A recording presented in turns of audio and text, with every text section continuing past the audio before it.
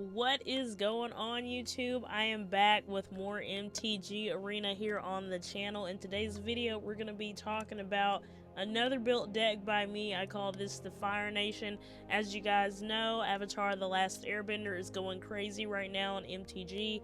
The cards are just phenomenal. I can't get over how strong some of these cards are. So we're going to talk about what I put in the deck and hopefully what we expect the outcome of how the deck is supposed to play out when going into combat. First and foremost, I want to say thank you guys so much for stopping by the channel today. If you're new, welcome. If you are a returning subscriber, welcome back.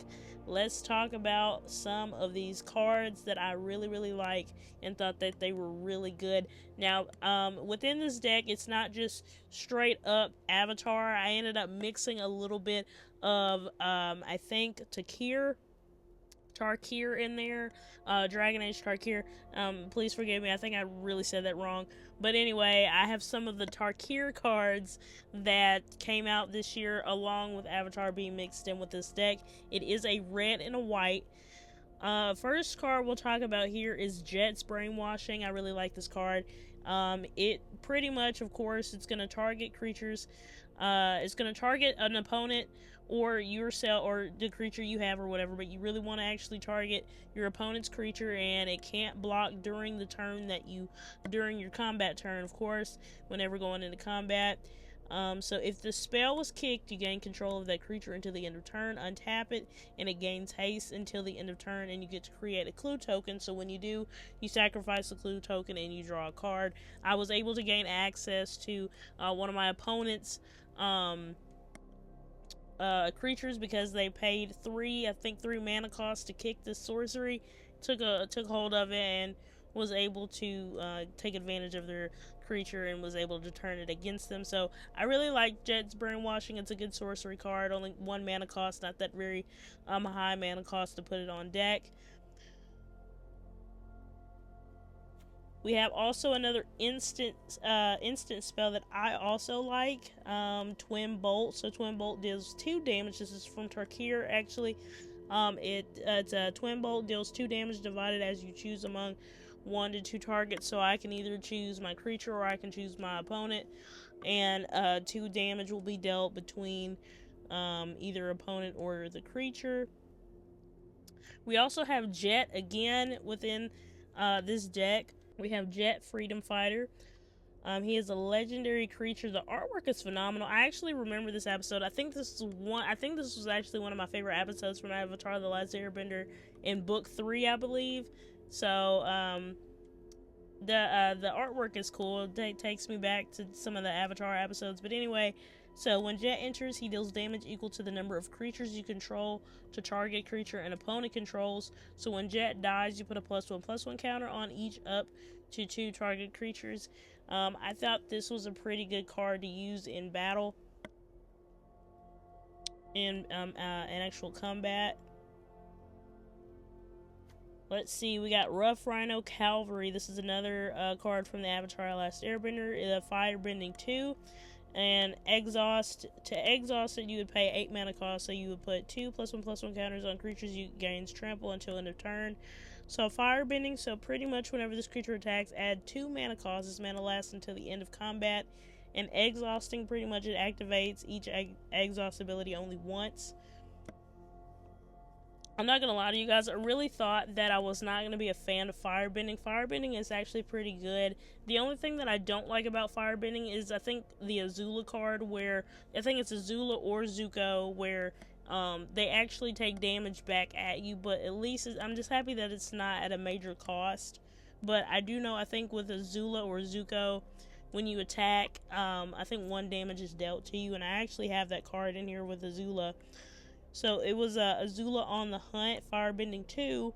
So whenever Azula attacks, you lose 1 life and create a clue token. Of course, you know, when you sacrifice a clue token, you get to draw a card. That's one of the advantages I like. I like when you can make tokens, and if your hand is running low, of course, you can sack that token, and you get some more cards in your hand.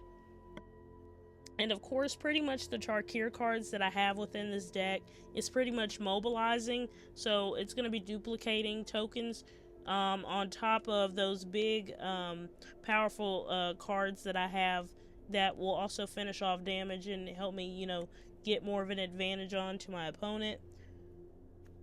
I really like this enchantment aura, Swamp Snare Trap. Appa's obviously being attacked, but in the artwork. So the spell costs 1 less to cast if it is a target. If it's a target's a creature with flying, enchanted creature gets a -5, -3. So if you have a really tough flying creature that your opponent throws out, you can go ahead and throw this enchantment aura at them and go ahead and start swinging and doing some major damage. Or the card just actually kind of does major damage itself if you so happen to have a big flying creature. So that comes definitely most in handy. I really like that enchantment aura. Zhang the Deserter. He is a legendary creature, also from Avatar. We have Firebending 1, Exhaust. You pay 3 mana cost to put a +1/+1 counter on Zhang. When you next cast a lesson spell this turn, copy it, and you may choose new targets for the copy.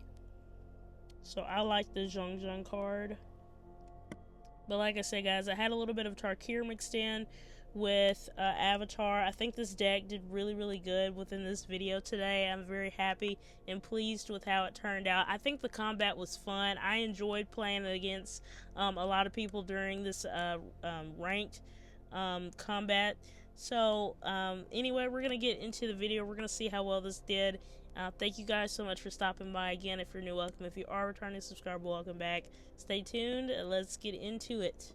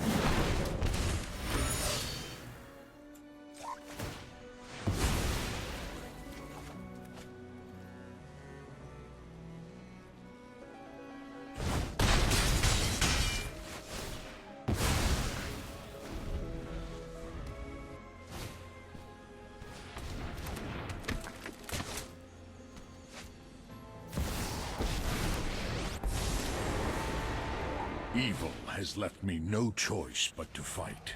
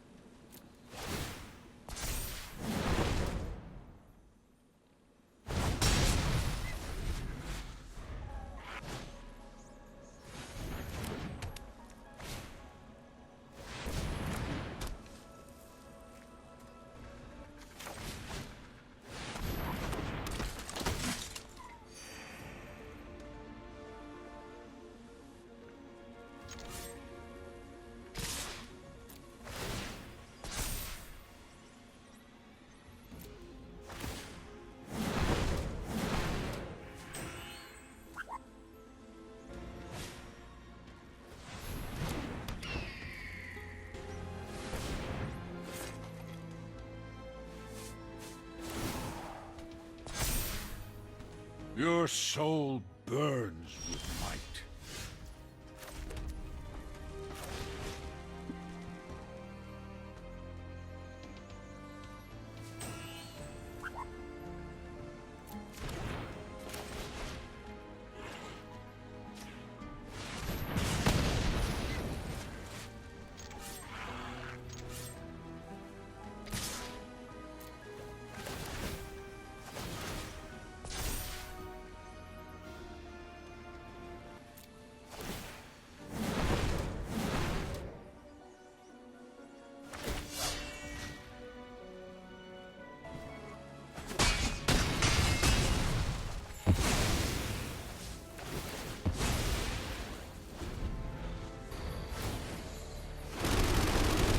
Never challenge